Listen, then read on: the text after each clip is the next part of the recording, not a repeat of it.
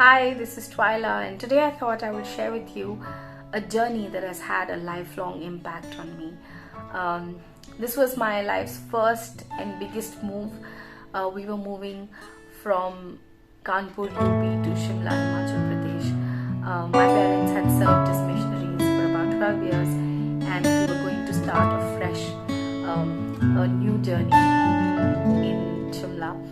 And I was about 7 years old. This was the year 1997. We were leaving everything familiar behind, though at that time I couldn't comprehend that we were leaving for good. I remember a lot of farewell lunches, dinners, lots of tears, and my folks were leaving behind a huge community life, my grandparents, and just everything familiar and everything that they had built over the last 12 years. And it was scary. I remember conversations about how cold it was going to be, and that we're going to be like 7,400 or more feet higher. And we were used to mills and factories and traffic, and in Shimla you have to walk a lot. You don't have traffic in the main city, and different seasons and snow, and life is going to be very different.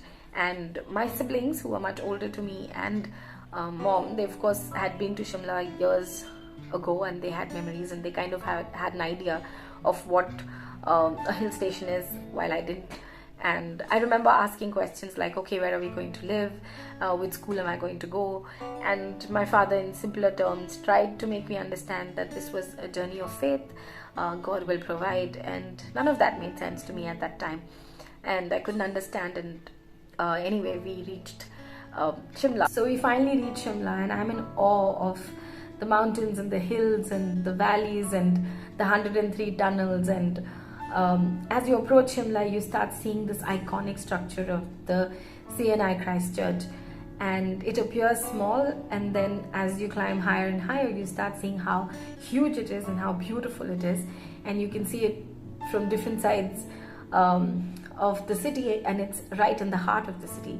So we get off the train, and then my dad says that we're going to go to the Christ Church, and that's where he had met the Presbyter a couple of years ago, and he knows him, and he'd written to him that we are moving, so we'll figure out where we're going to stay.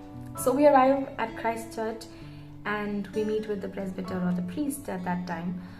It was the year 1997, so we met with Rev Sunil Caleb, and my memory of that interaction was how he welcomed us in, and he gave us permission to stay at the parish hall.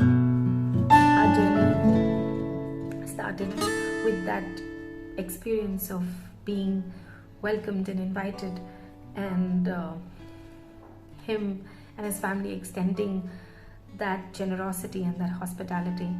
And I don't know what protocols or what procedure goes into allowing a family who's come with all their luggage to stay at the parish hall. And it was not for a short while. It was until we find our rental house, and it took us more than 3 months. So we lived out of a suitcase, and at the parish hall. Christ Church Shimla was our temporary address. We received letters here, we cooked here, we lived here. It became part of our faith landmark. I'm recalling the story after 25 years. That's the kind of impact Rev Sunil Caleb and his family had on me, including his daughter Pratibha, who offered me friendship and helped me belong. And we moved out, we found friends here at this place, became an extension of our family, and so many things in our lives changed after this. But today, when I think of it, I feel that when God calls us, sometimes we resist our calling because we're afraid, because the path ahead is so uncertain, because it's uncomfortable.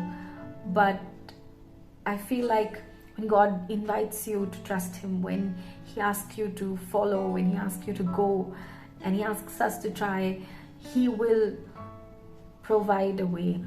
He will meet us there wherever we are, and that grace will cover Love will meet you at every corner, and you will thrive, you will flourish, and you will flourish in the face of uncertainty, in the face of discomfort, in the face of despair, because that journey doesn't depend on you. It depends on your conviction. It depends on God calling you, and when He calls you, He is faithful and He will come through. And I remember this verse because my dad used to constantly repeat it, but Jeremiah 29:11 says that I have plans to prosper you and not to harm you, plans to give you a hope and a future. And I feel that that is a promise that I have in my life, that wherever God places us, however difficult it feels, whatever the seasons you have to go through, He has plans to prosper and not to harm you, plans to give you a hope and a future.